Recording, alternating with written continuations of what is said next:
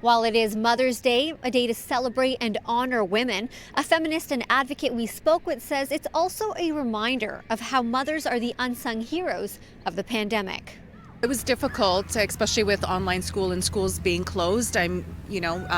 Being a single mom myself, it was all put on me on a day-to-day basis to work from home and also school our daughter as well at the same time. Our kids did move home for extended periods of time during the pandemic because they both lived by themselves in condos, so they just came home to spread out a little bit. My mom, you can call her any time of the day and she'll always pick up. She's very selfless, so that's not that dads aren't selfless, but our mom, we have hit the jackpot with our mom. I think they're unsung heroes in many ways. A lot was happening over the last 2 years that exacerbated the plight of women and the inequality. It was women who felt the brunt of it.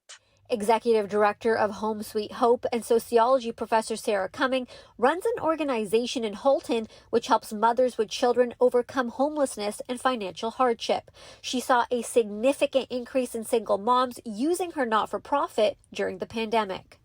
We went from people working out of the home to working in the home while homeschooling children, people who were not qualified teachers, who never thought that they would be teachers, who are trying to deal with their own employment while juggling their kids and fear of illness. Women tend to work low-income jobs. They tend to work in the service industry, which was the hardest hit by the pandemic.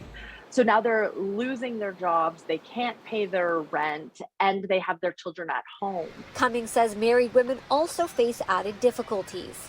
The male's employment might take care of rent or the mortgage payment, but literally every other thing tends to fall on women. And so all of the groceries are women's responsibility generally to figure out where the money goes for groceries. So when you don't have that money for groceries, it's the woman who has the financial stress of how do we figure that out? Even for mothers who don't struggle with financial hardships, it appears the load falls more heavily on one partner. They're just more nurturing and, it's just always falls on our shoulders. Not to say that men are not nurturing, and I'm sure there was a lot of dads out there doing online school with their kids, and the wives had to, go into the office. While the executive director of Home Sweet Hope says the situation is getting better for vulnerable mothers, there are still some barriers when it comes to long wait lists at daycares, which impact self-sufficiency, food insecurity, high gas prices, and unreliable transportation continue to be problematic. For City News, I'm Maleeha Sheikh.